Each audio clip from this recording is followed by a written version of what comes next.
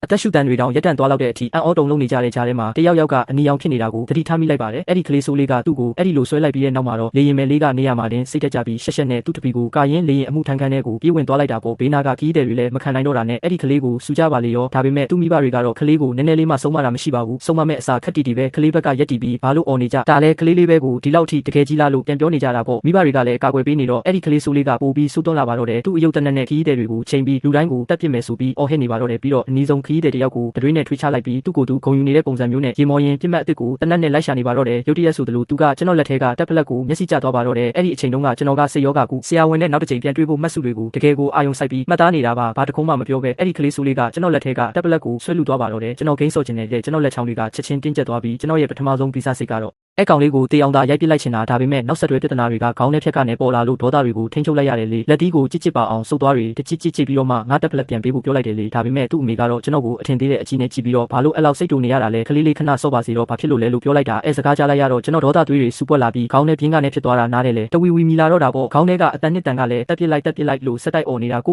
ုမထိန်းချုပ်နိုင်တော့မဲ့အခြေအနေရောက်နေပြီလို့သိလိုက်ပါတယ်အဲ့ဒါနဲ့အိတ်ကက်ထဲကစီးပလင်းလေးကိုမြန်မြန်ဆွဲထုတ်လိုက်တာပေါ့ဒါပေမဲ့ဆွဲထုတ်လိုက်တာနဲ့ချက်ချင်းပဲအဲ့ကောင်လေးကကျွန်တော်လက်ထဲကနေလူယူသွားပါလေရောပလင်းကိုတရမ်းရမ်းလုတ်ပြပြီးတော့မဲပြုံးပြကမင်းဖျားနေတာလားတေးတော့မလို့လားလို့မေးလိုက်တာပြီးတော့အဖုံးလဲဖွင့်လိုက်ပြီးဆေးတွေကိုကြမ်းပြင်ပေါ်အကုန်လုံးတုံချလိုက်တယ်ကွဲသွားတဲ့ဆေးပြားတွေကိုခြေထောက်နဲ့တက်နင်းပြီးကျင်းတဲ့မျက်နှာပေးနဲ့ပြုံးကဒါဆိုလဲသွားတေးလိုက်လေလို့ပြောလိုက်တာသူ့အမေကလည်းသူ့သားကိုလက်မတောင်ထောင်ပြလိုက်သေးတာဒါမှငါသားဒီလောက်တော့တာတတိရှိလိုက်တာလို့ခုံယူပြီးချီးကျူးလိုက်တာပဲဒါပေမဲ့သူ့ရဲ့ခုံယူနေတာတွေကတော့စက္ကန့်ခွဲလောက်ပဲကြာလိုက်တာနောက်တစ်စက္ကန့်မှာပဲသူ့ရဲ့အဖိုးတန်သားလေးကိုကြမ်းပြင်ပေါ်ကနေကန်ထုတ်လိုက်တာမြင်လိုက်ရတယ်သူ့အမေတောင်ဘာမှမတုံ့ပြန်နိုင်ခင်ကျွန်တော်ကအဲ့ဒီကလေးဆိုးလေးကိုဆွဲယူပြီးကြမ်းပြင်ပေါ်ကိုစောင်းချလိုက်တယ်အဲ့ဒီကောင်လေးကနာကျင်လို့အော်ဟစ်လိုက်တယ်သူကအကူညီတောင်းပြီးဆက်អော်နေတာအဲ့ဒီအခါသူ့အမေကယထာတွဲတွဲလုံးပဲတင်ထက်သွားအောင်ဝက်អော်တယ်လို့អော်လိုက်တယ်ကဲကြပါဦးသူတက်နေတယ်ဘေးနာကလူတွေလည်းနောက်ဆုံးတော့တုံ့ပြန်လာကြတယ်သူတို့ပါဆက်တွေကကလေးတယောက်အဆင့်ထိမစင်းတင်ဘူးလို့ပြောနေပေမဲ့သူတို့ကိုခန္ဓာတွေကတော့တညီတညွတ်ထဲပူပေါင်းပြီးသူ့အမေကိုအပြင်မှာပေးထားပေးတာမို့ကျွန်တော်အတွက်ပတ်လဲလွတ်နေတဲ့နေရာဖြစ်သွားတာပေါ့ကျွန်တော်သဘောပေါက်လိုက်ပြီးကျွန်တော်ချက်ချင်းပဲအဲ့ဒီကောင်လေးရဲ့စပင်ကိုဆွဲပြီးပြုံးပြီးတော့ကိုကိုကိုင်းညွတ်လိုက်တယ်ပြီးတော့ပြန်မေးလိုက်တယ်မင်းမကင်းကစားချင်တာလဲပြန်ပြောပါဦးလို့သူကကြောက်လက်တကြားဖြစ်ပြီးလန့်ဖြတ်နေတာအသက်ရှူလို့တောင်မရတော့အောင်ကိုတအားငုံနေတဲ့စကားတစ်ခွန်းတောင်ပြန်မပြောနိုင်ဘူးသူ့မျက်နှာကိုကျွန်တော်တစ်ချက်ရိုက်လိုက်တော့မှပဲပဲပင်တွေနဲ့ဖုတ်ကောင်တွေလို့ရှိုက်ကြီးတင်ပြောရှာတယ်ကျွန်တော်မျက်လုံးတွေအယောင်တောက်သွားတာပဲအရန်ပျော်လွန်းလို့ဘလို့ပြောရမှန်းတောင်မသိအောင်ဖြစ်သွားတာကောင်းပြီမင်းနဲ့ငါလိုက်ကစားပေးမယ်ငါကအပင်လုံးမယ်မင်းကဖုတ်ကောင်လို့ရမယ်နေကြစစ်တဆုပ်ယူပြီးသူ့နဖူးကိုဖြောက်နဲ့ပစ်လိုက်တယ်ပါဇက်ကလည်းပဲပစ်ကောင်ပြစ်လို့တွတ်ရေရွတ်နေတာပေါ့ခဏလောက်ပြစ်ပြီးတဲ့အခါကျတော့ဒါလေးနဲ့တော့ဒဏ်ရာကတိတ်မပြင်းဘူးလို့ထင်လာမိတယ်အဲ့ဒါနဲ့ဘေးနာကရေခဲကိုကောက်ကိုယူအကြီးကြီးတငုံတောက်ပြီးသူ့မျက်နှာကိုဖြန့်ပစ်လိုက်တယ်အခုတော့ငါကနှိမ့်မဲ့ဖြစ်သွားပြီ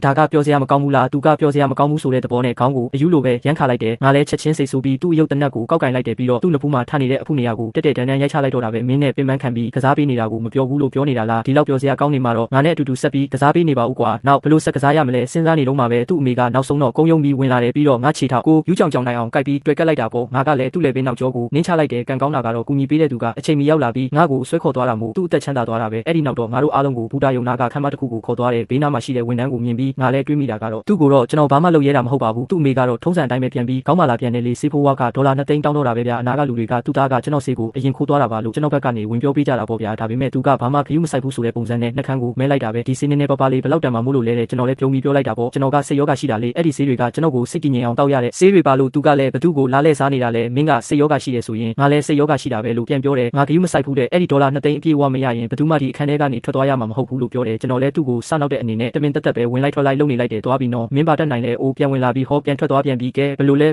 ့လဲထိုးလိုက်လေလူမိုင်းမရဲ့အဲ့ဒီဝါတဲ့မိန်းမဒေါသထွက်လိုက်တာဆိုတာသူ့သားတွေပါတုံခါနေရပဲဗျအေးရတယ်ဆိုပြီးအဲ့ဒီခါကျမှသူကဖုန်းထုတ်ပြီးဖုန်းဆက်တော့တာပဲအဲ့ဒီနောက်မှာတော့ကျွန်တော်ကိုမျက်စောင်းထိုးပြီးမိုင်းရိုင်းစိုက်ကြည့်လိုက်တာပဲဒီနေ့မင်းရိုးတွေကိုငါချိုးမပစ်ဘူးဆိုရင်ဘသူနဲ့တွေ့နေလဲဆိုတာမင်းသိမှာမဟုတ်ဘူးလို့ကျင်းွားတယ်ဒါပေမဲ့ကျွန်တော်ကတော့ဘာမှဂရုမစိုက်ပါဘူးသူတကယ်တိုက်ချင်တယ်ဆိုရင်လည်းရတာပဲလေလို့တွေးလိုက်တာပေါ့အခုလောလောဆယ်တော့မဟုတ်သေးဘူးဒီနေ့ငါအခြေအနေကိုသွားစစ်ရအောင်မယ်သူ့အတွက်တော့နောက်မှပြန်လာခဲ့မယ်အဲ့ဒီဝတ်တုံးမကြီးကတော့ဒေါသတကြီးရေမောနေတာပေါ့သူ့မိသားစုအတွက်အိမ်မက်ဆူကြီးကအခုမှစနေတာကိုသူ့တောင်သတိမထားမိလိုက်ဘူးငါကတော့စင်ကြေဖုံးရက်ွက်ကိုရောက်တော့ဆင်းလိုက်တာပေါ့ညံနှုံးမြင့်ရထားဘူကာကနေကားမှတ်တိုင်ထိလမ်းသေးလေးတစ်ခုရှိသေးတယ်ငါကလမ်းကြားထဲကိုကိုယ်ဝင်လိုက်တာနဲ့တုတ်တွေရဲ့တန်သားတွေရဲ့ကင်ထားတဲ့တတူထိုးလူလေးယောက်ကငါ့ကိုမထင်မှတ်ဖဲဖမ်းပြီးမြေပြင်ပေါ်ဖိချပစ်လိုက်ဒါပဲဟိကောင်ငပိန်းလေးမင်းငါသားကိုတောင်ရိုက်ရဲတယ်ပေါ့ကွာဒီနေ့မင်းကိုငါတို့နာနာချင်းလုပ်ပြစ်မယ်ဘယ်သူမှလည်းသိမှာမဟုတ်ဘူးဟာအေးကောင်းတာပေါ့ကွာကင်မရာလည်းမရှိဘူးဒါဆိုလဲစိတ်မနှံ့တဲ့သူတယောက်ကသူ့စိတ်ဖောက်ပြန်ပြီးကိုကာကွယ်လိုက်တာကိုဘယ်သူမှသိတော့မှာမဟုတ်ဘူးပေါ့အဲ့ဒီအချိန်ကျတော့ငါခေါင်းထဲကအတန်သေးလေးနှစ်ခုကရုတ်တရက်ဆိုတလို့ပေါ်လာပြီးငါရှိမှမောင်းတွေဘုံတွေတီးတလို့မျိုးသွားလို့အော်ဟစ်နေကြတာပေါ့ဒါအပြအင်ငါမှာစိတ်စင်ဒရိုလက္ခဏာစုရှိနေတော့ငါရဲ့ခန္ဓာရည်အားနဲ့ပောက်ကွဲအားကောင်းတဲ့ကြွက်သားဆွမ်းအားတွေကတာမန်ထက်အများကြီးပိုနေတာပေါ့ငါကိုဖိထားတဲ့လူတွေစီကနေချက်ချင်းယုံထွက်ပစ်လိုက်တယ်ပြီးတော့ငါကယူပြပါသူ့အဖေကိုခေါင်းနဲ့တိုက်သူ့ပေါင်ကြားကိုကန်ပြီးဘေးကလူစီကတန်သားကိုဆွဲယူလိုက်တာပေါ့သူ့အဖေကအရင်တုတ်ပြန်ပြီးတုံနဲ့ကျွန်တော်ခေါင်းကိုတက်ရွယ်ပြီးတွဲလိုက်တယ်ဒါပေမဲ့ကျွန်တော်ကရှောင်ဖို့စိတ်ကူးမရှိခဲ့ဘူး ဘာလို့လဲဆိုတော့သူ့တက်နဲ့ကိုယ့်တက်လဲဖို့အပြည့်အဝအသင့်ပြင်ထားပြီးသားဖြစ်နေတာကိုဓာတ်သွားနဲ့တုံးရိုက်မိတဲ့အခါကျွန်တော်တကူလုံးတုံရင်လာတာပဲကြောက်လို့မဟုတ်ဘူးနော်စိတ်လှုပ်ရှားလို့ပါဖော်မပြနိုင်တဲ့တွေးစားတဲ့စိတ်လှုပ်ရှားမှုတစ်ခုကြောင့်တန်သားကိုသူ့အဖေကောင်ဘော်ကိုအားပိုစိုက်ပြီးဖိချလိုက်မိတယ်ဗျာတလက်မတော်မကွာတော့တဲ့အခါကျမှသူ့အဖေကြောက်သွားတာပေါ့ဘေးကိုအတင်းရှောင်လိုက်ပြီးတော့ဟဲ့ဘာလုပ်တာလဲငါ့ကိုတက်ချင်တာလားလို့အော်တယ်ဒါပေမဲ့ကျွန်တော်ကသူ့ကိုအသက်ရှူချိန်တော့မပေးခဲ့ဘူးဟင်းချက်ပြီးသားဘဲကြီးကိုပြန်ထွက်ခွင့်ပေးမဲ့သူမဟုတ်ဘူးဗျာသူ့အဖေကတော့ချက်ချင်းကိုကြောက်လန့်တကြားဖြစ်ပြီးလမ်းလျှောက်တဖို့တောင်မေ့သွားတယ်လို့ပဲလေးဘက်ထောက်ပြီးထွက်ပြေးပါလေရောကျန်တဲ့လမ်းဘေးလူမိုက်၃ယောက်ကလည်းပြေးတဲ့သူပြေးလိမ့်နဲ့သူလိမ့်နဲ့တကွဲတပြားပြေးကြတာပေါ့ကျွန်တော်ကလည်းတန်သားကြီးကင်ပြီးသူတို့ကိုလိုက်တာပဲဒီလူတွေကတော့အသက်ရှင်ရက်တည်ရေးဗီဇာအသီးစိတ်ကတော်တော်လေးကိုပြင်းထန်သားဗျစိတ်ကျမ်းမာရေးစေးုံမှာ၃ချိန်တိုင်ပြေးပွဲချန်ပီယံဖြစ်ခဲ့တဲ့ကျွန်တော်တောင်သူတို့ကိုမမီဘူးဗျာ